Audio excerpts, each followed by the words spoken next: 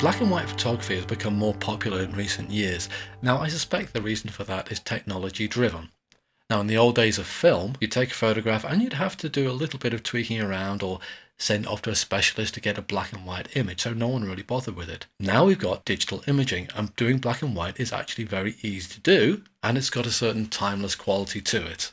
It can look very nice, but there's a few things to know when you're doing it. Look, if I come to my tones palette here and I click on black and white, that is not looking good.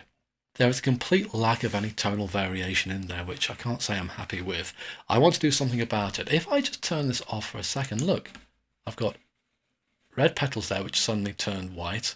I've got yellow in the background and I've got some green here. Now, if I turn on black and white again, I've got these various different sliders. 1, 2, 3, 4, 5, 6. Now, if you imagine a color wheel, these are the kind of colors that you're going to see spread out around the color wheel. You've got all the color primers here, red, green, blue, and you've got the pigment-based primers, cyan, magenta, and yellow here. And they're all spread out pretty evenly around the color wheel. But let's come to our red. Well, those petals could certainly do with coming down in intensity a bit. And sure enough, look, I lower the red, and there you go.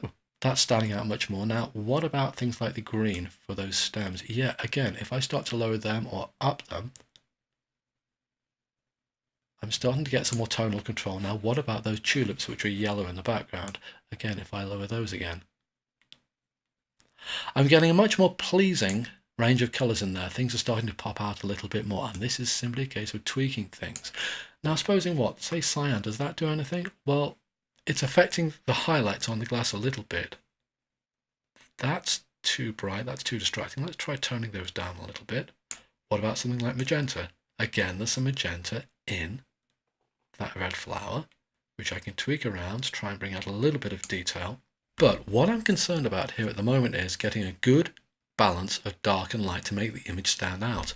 But I've made a mistake here.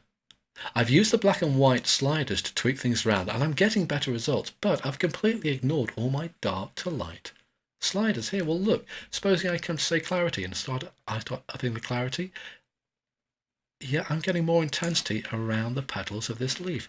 Now, what about setting the black point? Yeah, I can adjust the overall intensity there. The lights, I can get the lights lighter. Yeah, I'm doing stuff with that. Now, what about something like contrast? Does that do anything? Yeah, again, that can do things as well. Shadows and highlights. Too dark in the middle.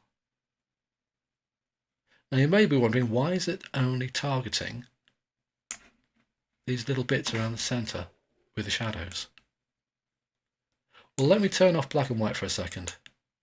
It's because that was the darkest point of the picture. And if you find yourself getting confused, just try turning off black and white just for a little bit, just to get your bearings on what it is you're adjusting. Turn it back on again. Yep, everything's gone back. So I want a little bit more detail in there. Highlights. All right, I'll go with that. So when you're doing the black and white, try and bear in mind what the original photograph looked like to give you an idea of what it is you're going to be tweaking. It does make sense occasionally to turn it off just to get your bearings on what it is you're looking at. And also, when you're doing black and white, yes, you can do some nice results with it, but don't forget you've got all your dark and light sliders in the Basics tab as well. So use them in conjunction with the black and white. Then you're going to get some pleasing results.